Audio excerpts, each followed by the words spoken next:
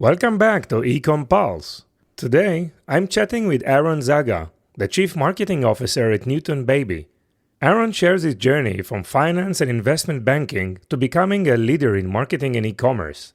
Newton Baby, known for its innovative and breathable crib mattresses, has been innovating baby sleep products for nearly a decade. In this episode, Aaron discusses the importance of quantitative approach in marketing, the challenges and strategies of educating customers about unique products, and the evolving nature of e-commerce. He also covers the company's emphasis on influencer marketing and how they balance creativity with data-driven decisions. Aaron provides insights into the company's innovative product lines, their use of various marketing channels, and the importance of organic contact and community building. Tune in to learn about the meticulous process behind Newton's Baby marketing success and gain practical knowledge on managing a bootstrap brand effectively in today's competitive landscape. Let's get started. Welcome to the eCom Pulse, your heartbeat to the world of e-commerce. I'm your host, Eitan Koter. Join us as we meet with industry leaders, marketing experts, and the innovative minds behind the tech that is shaping the e-commerce future. So plug in, gear up, and get ready for a pulse-pounding journey into the heart of e-commerce. Hey Aaron, how are you today? Doing great. How about you? Doing well. How things are going at Newton Baby? Everything's going really well. We're nearing our 10-year anniversary as a company, Wow. so it's kind of exciting. Yeah. Nice. So you're the CMO of Newton Baby. Maybe you share a few more words about yourself, your professional background, and what you do at Newton Baby. Yeah. So my background is a little disparate. I started primarily in finance and investment banking. That was kind of the first half of my career. And then the second half, I kind of bounced around between startups and then ended up really on the marketing and e-commerce side about almost 9 years ago. First for Teleflora, running their international e-commerce, and then more recently, but for the past 5 years at Newton Baby. Yeah. And I know you have an analytics background. You're mostly on the data side, quite quantitative type of mindset. What drives you to focus on the marketing side of things? Yeah, I mean, coming from finance, I always had more of a quantitative background. And one of the things that really appealed to me about e-commerce is that things are measurable. And nowadays, everything's measurable. Maybe not as well as we would like to be able to measure everything, but there's something that's measurable about every different kind of ad you could ever run. And so really being able to test, measure, learn, reincorporate findings is really appealing to me as someone who is more quantitative. And then, even testing creative and having the ability to be super creative, but then getting really great feedback on that creative and incorporate those learnings, which are often quantitative, back into the process, really kind of just pulls together a bunch of my disparate skill sets that I've put together throughout a long and very windy career. Yeah. It seems that the marketing role is changing like always, right? But definitely these days through the data analytics and the use of AI tools. And so definitely the ability to analyze, to measure attribution and try to understand what's customer sentiment and how things are operating is like critical foundation for success of any CMO out there, right? Yeah, and one of the things that I love about marketing and e-commerce is that I used to always get really bored really quickly with whatever job. My longest job before this one was 2.5 years, I think. But the nice thing about e-commerce is that every couple of months, Meta or someone else totally blows up their algorithm and everything changes, and you can't use the same playbook for more than I don't know. It feels like 2-3 months at a time before something goes off the rails or a new opportunity arises or you tap into a new vein. So it's kind of a lot more perpetually exciting than other things I've done career-wise. Yeah. How do you adapt to this ongoing change? Seems like the only constant thing is ongoing change, right? It requires a specific mentality, probably teamwork, company culture, right? Yeah, I mean, I think I'm fortunate in that I have a CEO who tends to think through things very similarly to the way that I do, which is let's experiment with everything. And if it doesn't work, fine, fail fast and move on. But without constant testing and experimentation, you're probably not going to grow nearly as fast as you could. We were self-funded and bootstrapped the whole way through.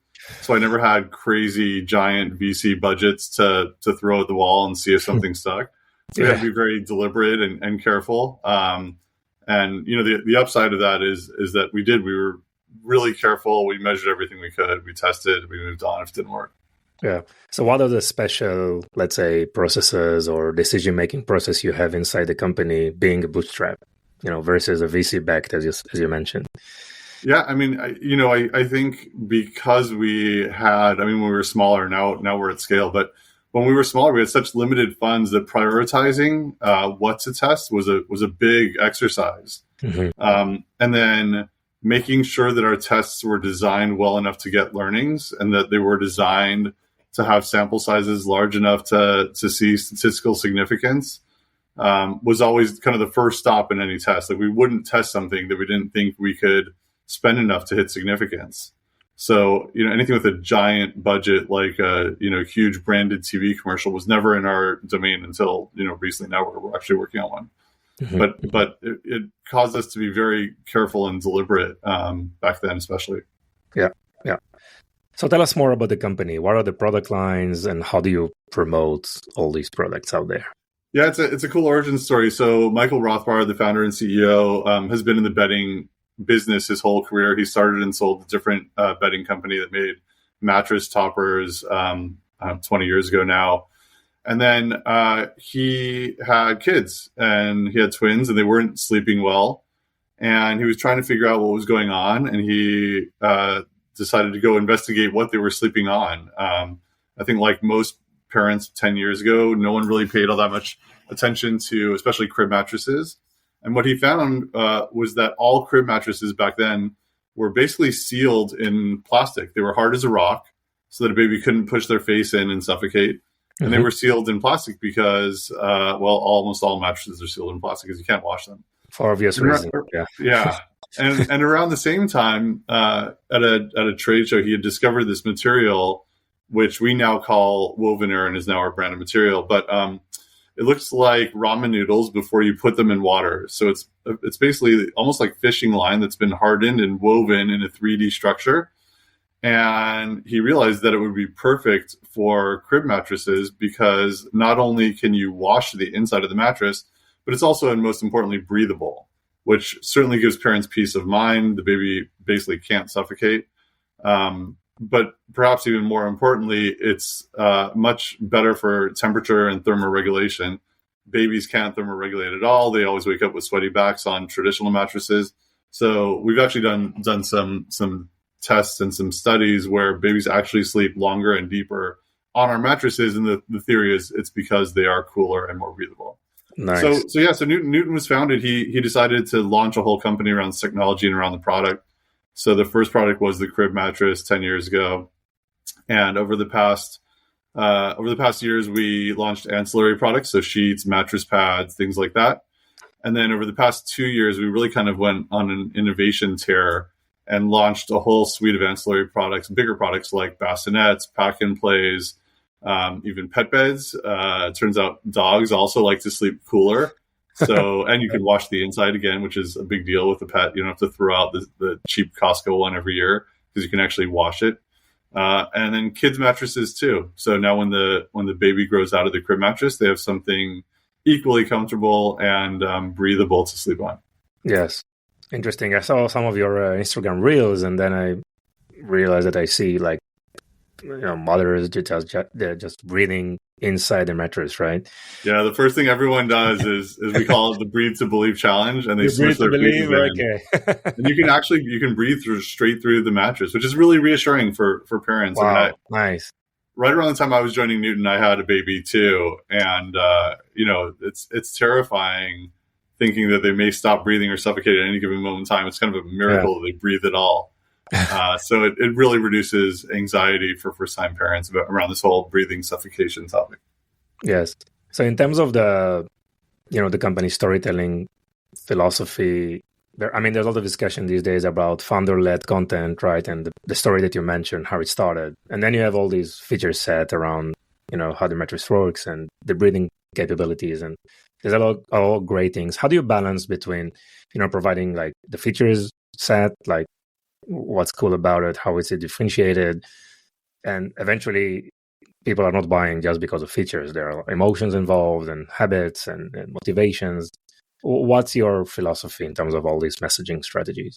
Yeah, it's a tricky one, but I think the answer is, and it's tricky, especially because our product is so different than every other product on the market.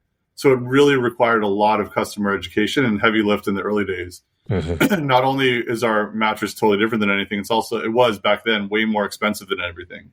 So it was 3 times more expensive than the average mattress, and we really had to educate.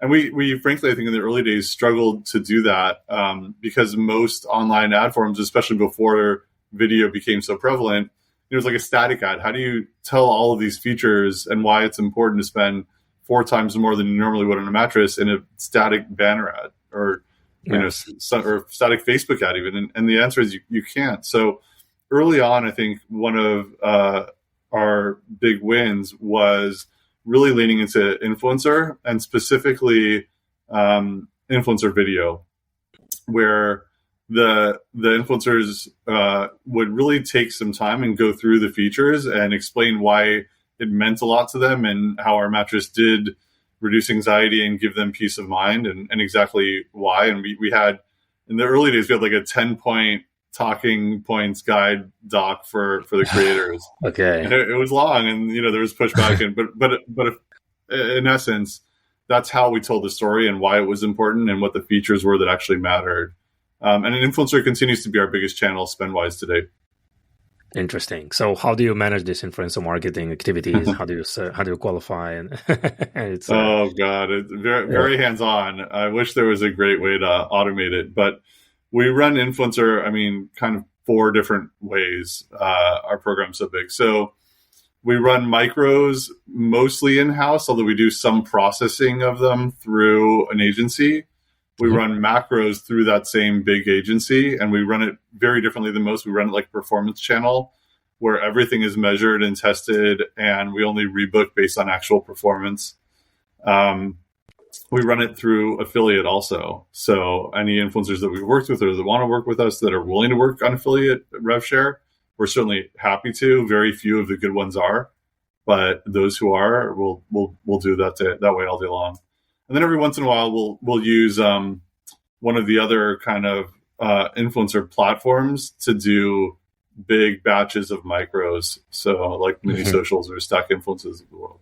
So you have an inside team that is managing all these activities, obviously. Yeah, the inside team manages some of the micros and then all of the agencies. Yeah. And so it's a big product. So how does it work? You just send them over to the local shop to purchase, or you ship it over there and then we ship to them. Yeah, you ship to them. We do almost no brick and mortar. Yeah, at all. It's almost all D2C and Amazon at this point. Mm-hmm. So yeah, there's nowhere to go see it in person. Okay, so obviously you tried a lot of things, right? Probably advertising on all the platforms, right? All of them, yeah. At any given point in time, we're literally running 30 channels, about half of which are permanent and half of which are being tested. Yeah. Wow. Are you still doing that, or you zeroing in on the most? We still do it. There's always something new and interesting. I go to the conferences a lot and hear about something new or a new way to run something, a different agency. I don't know. So we're always testing all kinds of things. Okay. Yeah. Any specific platform that is more attractive, or is it just making sure you have the right content on all these platforms and just feeding the pipes always? Yeah. So historically, it was a bit hard to answer the question for the business overall. We could always tell exactly what was happening on Shopify, but we didn't have great transparency on halo effects of ad channels to Amazon. And Amazon's always been a big chunk of our business, about a third of it. Okay. So recently we hired House.io for incrementality testing. And the beauty of it is it shows the cross-platform halo effects of whatever we're testing. And what we found is super interesting, and contrary to perhaps what we and a lot of other brands thought, we found that Facebook, for example, is actually more incremental to our Amazon sales than to our Shopify, even though all the links go straight to our Shopify. So it's been really interesting. But in terms of your specific question, the most incremental channel right now per dollar spent is actually PMAX non-brand. So we run PMAX, both brand and non-brand, set budgets very differently due to incrementality. And our PMAX non-brand is the most incremental across all channels. Wow, interesting. And that attribution tool, how is it integrated to your ecosystem? How do you measure? How do you get the data? So it's all, well, not all, but the primary way we run tests through house are GeoLift tests. So they're effectively a data science team. They go into our Shopify and Amazon order data. They see the geos that are comparable. They design tests to ensure we hit statistical significance. Generally run them for about 2 weeks and then see what happens. Mm-hmm. So it gives you more data and knowledge about attribution, right? Which is becoming more and more challenging. Obviously, you're not an omni-channel, but it's probably less of an issue. But also, working with 30 channels, there is also definitely a challenge around that, right? Exactly. Yeah. Yeah, I mean, we basically serve well north of 20 impressions. I mean, we discovered this only a couple months ago, but we're over-serving impressions. Our demographic is a very specific set. For the most part, pregnant women, there's only 2.5 million of them in the country at a time. Mm-hmm. We're serving 30 to 40 million impressions a month, so probably over-serving. And so we've been using House to really hone our marketing and make sure that everything we're doing is as incremental as possible. Nice. So you just mentioned that Facebook is driving traffic to your Amazon pages, right? That's I mean, almost all of our channels see some halo effect on Amazon. Some, like Facebook, are more incremental to Amazon. Some, like Pinterest, are much more incremental to our site. Mm-hmm. And it really just varies. What about the impact of organic content to the paid media side of things? Do you see any impact? I mean, if you're generating traffic to your Amazon, obviously CPCs should improve, right? Theoretically. And what is the relationship between your earned and owned media? It's a good question, and part of the problem is that organic's super hard to measure. I mean, obviously, we see direct clicks on anything that we have a link in, but it's really hard to measure. We've always kind of looked at organic as table stakes, organic social especially. So, we post to all the platforms pretty regularly. I think we see really good engagement. One of the biggest things we did for driving organic traffic and engagement and really community, we launched a Facebook group 2 or 3 years ago now. Mm-hmm. Really with the hope of being a place where pregnant women and new moms can go and have real conversations, get expert advice, etc. And it's been an awesome source of just nice. Customer loyalty, organic traffic, everything. We're up to I think we're nearing 100,000 people at this point. Wow! In the group, and it's awesome. It's a great resource. It's much more effective than doing a post to Instagram once a week. And so that's been one of my favorite organic things to do. Amazing. And then we have a pretty robust organic SEO long tail strategy through the blog also. Yes. And the type of content that you produce there is just more value, knowledge, Yeah, for the Facebook group, it really is. It's all of that. We do Facebook Lives with experts. So whether it's doctors, pediatricians, sleep coaches, pregnancy nutritionists, all different kinds, whatever we actually, kind of get interest in typically. Mm-hmm. What about email? So email and SMS have always been a focus for us. SMS, we were kind of early on, and so we have a very big SMS list. And so we have full built out flows because of we're not a typical like clothing company where there's high repeat rate and it's the same customer. Our end customer is changing every month. The baby's growing and aging out of the crib mattress into a kid's mattress, etc. Yeah. So our post-purchase series is like 3 years long, right? And there's 40 emails in there because we have to go through the whole kid's life cycle. Wow. And we want to make sure we're giving relevant content to the mom for each development stage of the child. So our flows are insanely complex and robust and built out. But yeah, we've always been big on SMS too. We've recently, for a while, SMS, just on a last click basis, was outperforming email. It's actually starting to flip now, and I think it's because everyone's getting so spammy with respect to SMS. But we're starting to see email drive more last click revenue than SMS lately. Mm-hmm. Nice.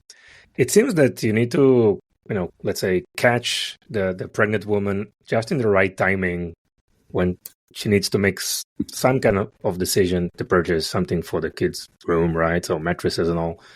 How do you do that? I mean, how do you, identify the opportunity? How do you target in the right time? That's kind of an art that I would love to learn more from you.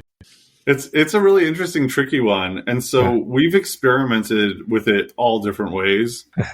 We've done partnerships with other, pregnancy type apps. We've done partnerships with baby registry sites, ads on those platforms, et cetera. And we've also looked at buying the data from the data brokers because they know exactly who's pregnant when, which is, obviously slightly creepy and horrifying. Yeah. The only thing that we've used it for is like creating lookalike audiences in Facebook. We haven't done anything more invasive than that. And we're very careful with respect to our potential customers' privacy. But what we found is that the in-platform algorithms almost always outperform any of the other kind of more sophisticated data sources. Because by the time that you pay for those data sources, it ends up basically killing your performance of the platforms themselves. Yeah. So almost all of them are better than any other kind of outside data source for identification purposes and targeting. What is a typical purchasing behavior? I mean, those women, they go probably to offline brick and mortar store to try to buy so many things, and you are online. Yeah. So how do you intersect that process, right? Yeah, it's been interesting, and it's changed so much just during the time that I've been with Newton. When they launched the company, they thought, oh, it's a mattress. This was before Casper and everyone too. You have to be brick and mortar so that people can touch and feel it. So we launched with Bye Bye Baby, which was then by far one of the biggest baby stores. And there were others. Babies R Us was still around, so there were baby stores where you could go touch and feel product. Now there's none. There's literally zero, except for some baby boutiques, in the big cities. So the path has changed quite a bit for the consumer, and we've basically had to replicate online what might have used to start with a brick and mortar visit. It's like, oh, I need to build my registry. Let me go to Bye Bye Baby, walk around the floor with a customer service person, and we'll add everything to the registry. And now it's all online. So what we find is that the first thing that a pregnant woman does is think about what the nursery is going to look like. And where do you do that? Where do you start designing a nursery? It's Pinterest. So that tends to be our topmost funnel touch point. It's been tricky. They've evolved a lot as a platform. Measurement is really tough. But I think we've kind of nailed it at this point. So Pinterest and then influencer is also one of the longer paths to purchase. So the funnel, and it's the way it works usually with the influencers is that oftentimes it's someone that the new mom or potential mom has been following for a long time, and then as she gets the creator gets pregnant, she'll talk about our product and be like, "Oh, that's interesting. I never knew anything about crib mattresses," and so that's super early on in the process too. Yeah. And then from there, it's, a whole host of other potential touch points, adding to registry. Typically, it won't get purchased off the registry because it's a very high ticket item. And then she'll buy it herself, the registry completion discount, maybe she'll come to our site and buy it when we're 20% off or whatever it is. Yeah. Long funnel. Yeah. Long funnel and a very interesting one. So you mentioned like a third of the business is on Amazon and the rest is like on your own .com. What is the opportunities that you see? I mean, how do you analyze social commerce, for example, TikTok? I know you're experimenting with all of these. Yeah, I love social commerce. We've been on Facebook Shop since the very beginning. But the truth is, because it's so high price, no one checks out. I mean, we get we sell pregnancy pillows, for example, that right now we're closing out the old ones. They're $40. So we do have a new and improved. So we do see those sell on Facebook Shops. We're literally launching on TikTok Shops today. So we'll see with the pregnancy pillow, especially. I just don't think people are going to be buying $300 crib mattresses on TikTok Shops, but I'd love to be proven wrong. Well, maybe, you never know. Yeah, it's a high ticket item, right? I guess so. It is, but yeah, we've tried live shopping and on Facebook Lives and things like that, and we haven't seen much traction on any of that kind of thing. Got it. I'm very interested in the staffing aspect of your job, right? I mean, marketing has so many functions and so many job descriptions, so many tasks. How do you make decision, hire versus outsource? And I mean, how do you build your team around that? Yeah, in the early days, we outsourced everything because we were so lean. When I started, it was the marketing department was two and a half people, right?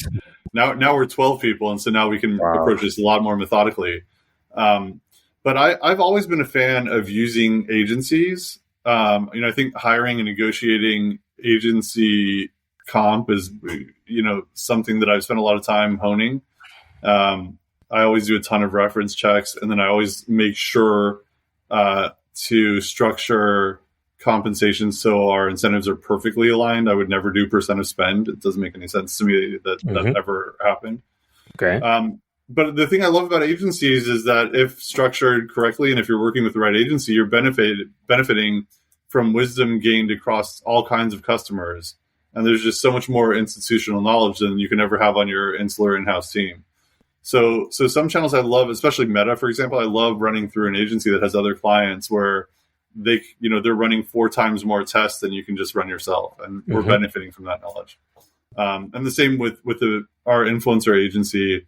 They're, like I said, they're really focused on performance, and they only work with influencers who have been shown to perform for other clients. So we're not, spending $30,000 on a big macro influencer that may have a lot of followers, but sucks at driving sales. So for those things, I really like working with agencies. But there are other cases where it's probably not as necessary. And so for Pinterest and Snapchat, for example, we run them in-house. It's really just kind of a balanced approach where I see not just the cost, but also what's the benefit of working with an agency versus what are the pitfalls. And what are the considerations? Why you decided to do Pinterest in-house, for example? Is it because you found someone who can do the job and you feel confident with her, or is this was a decision? Yeah, so the truth of the matter is we started so early on Pinterest that no one knew how to do it. And I mean, TikTok's a little bit the same way. Their reps aren't always up to speed on everything. And it's still evolving so much and it changes so frequently that there's almost no point there's not much to be learned from an agency because they're learning at the same pace as you are. With the more established channels, it's a different story. So if I understand you correctly, so more of the new innovative things or the new things you try to build in-house because you need to learn it because anyhow the agency is learning it as well, right? Yeah, that's exactly it. Interesting. And you mentioned influencer marketing performance. What are the KPIs for you? Is it like conversion? Is it impression? What are you looking at? So it really is conversion. And, we, of course, don't, there's a lot of volume and value they drive that isn't directly measurable. But we try to measure every different way we can, orders. So each influencer has a unique code. They have unique links. We do the post-purchase survey, not just, we ask, how did you hear about Newton? And if the person writes someone I follow, then we ask them to actually fill in the name, and everyone does because they want their person to get credit. Yeah. And so it's of course a triangulation, but we take every data point we can and try to stitch together how much value we think they actually drove. We certainly do look at engagement and impressions, but those are not the primary metrics for us at all. Okay, so it's just conversion probably through a coupon code or usually coupon code, link click, post-purchase survey. Yes, and you looking to develop some longer-term engagement with some of the creators or some of the influencers, obviously, right? Yeah, so we have basically minimum hurdles, and if they pass those hurdles, then we rebook. Got it. And oftentimes we'll rebook for the next year, sometimes 2 years, if we find someone really good. Nice. So, Aaron, you reach a place in your career that you like running the entire marketing team, right? And what do you think led you to this position in terms of expertise and knowledge? Is it like you're a self-learner? You had like a good mentor throughout the years? What's the story behind it? That's a good question. I don't know that I have a good clear-cut answer. I think one of the things that certainly helped is that I started on the business side. And so every time, I want to do something, I always make a business case for it and make sure that whoever I'm asking for budget or whatever else really understands the financial ramifications. Mm-hmm. And so I think that's certainly allowed me, or at least shown to senior management that I know what I'm doing, that I understand the ramifications of it, that I've modeled it out. It's well thought out. The risks are mitigated, et cetera. So that's probably a big driver in my success, I think. Nice. And do you feel, maybe not just for the company, but maybe for the market, that there is a less tolerance for like taking risk, more innovation type of initiatives, more focus on operation, profitability? How do you see the market right now in that respect? Yeah, I mean, certainly that's been the case, sort of across the entire tech ecosystem and consumer too. It's that there's no more easy money. People aren't raising $1 billion for consumer products anymore. Yeah. You have to be profitable. So the year of efficiency or whatever they're calling it seems to be pervasive. But it's always, like I said, it's always been for us. We were self-funded, so we could never really do the crazy, stupid things. Now it seems like everyone's finally joining us, yes, which is great because I don't have to compete with people spending millions of dollars on ridiculous TV ads. Exactly. And I know exactly what you mean. Vimy, my company, we're already celebrated 10 years, right? A few months ago. And we also bootstrapped close to 100 employees. Wow. And we always think, is it worth it, right? Okay, let's try. And let's see, spending the dollar before you're receiving any dollar, right? That is always a risky, and you need to be very, very careful, in those decisions. Great, Aaron. Anything else you want to add? I don't know. I think that's about it. Amazing. So really appreciate the time. It was really, really interesting. Thank you so much. My pleasure. Bye-bye. Bye. Thank you for joining us on this episode. Your support means the world to us. If today's episode has been insightful for you, consider sharing it with someone who would also benefit. Even one share can make a big difference. Looking to elevate your e-commerce game? Discover Vimy, a multi-channel e-commerce platform that will transform your business with the power of shoppable video. Visit us at vimy.net to learn more. It's Vimy, VIMMI.net.